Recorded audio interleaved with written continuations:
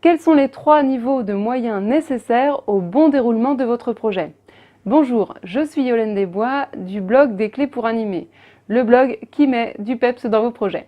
Alors aujourd'hui, on va parler des moyens. Oui, parce qu'une fois qu'on a nos objectifs, c'est très bien, mais il faut savoir vraiment de manière tangible qu'est-ce qui va se passer, comment.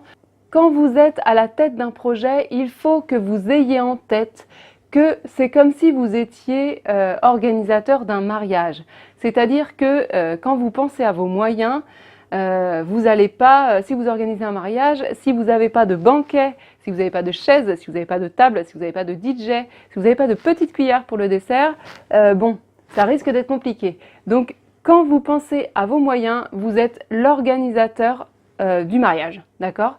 Donc, vous pensez moyens matériels, la première chose. Donc, vous allez lister tout ce à quoi vous pensez. Tout ce dont vous pensez avoir besoin pendant votre projet, il faut l'écrire quelque part, absolument. Pourquoi? Pour penser à vous dire, si vous avez des locations de chaises, si vous avez des locations de quoi que ce soit, il faut penser à tout. Il faut savoir où aller louer, il faut tout savoir. D'accord? Donc pour le matériel, il faut vraiment lister le maximum des choses que vous avez à penser. D'accord? Ce qui fait que quand vous vous retrouverez au moment de la réalisation de votre projet, vous serez moins en peine si vous avez déjà envisagé un maximum de choses et anticipé tout ce dont vous allez avoir besoin. Ensuite, vous allez avoir les moyens humains.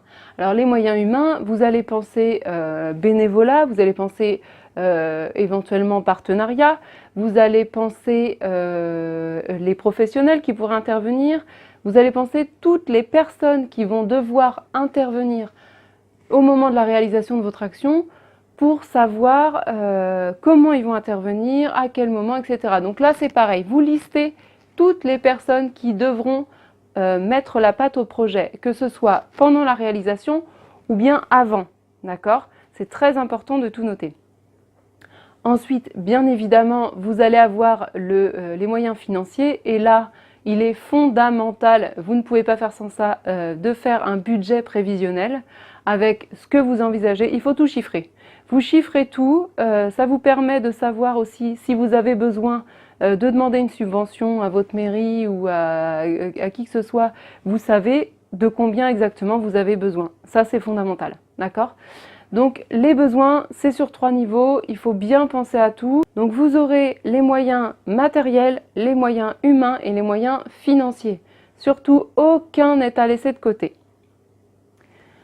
Voilà, je vous laisse mettre un pouce bleu, synonyme que vous avez aimé cette vidéo. Et si c'est le cas, n'hésitez pas à la partager à vos amis animateurs qui pourraient éventuellement être intéressés. Et abonnez-vous à la chaîne si vous le souhaitez pour ne rater aucune vidéo. Dans la prochaine vidéo, j'aborderai l'importance de créer un échéancier pour son projet pour ne rien oublier.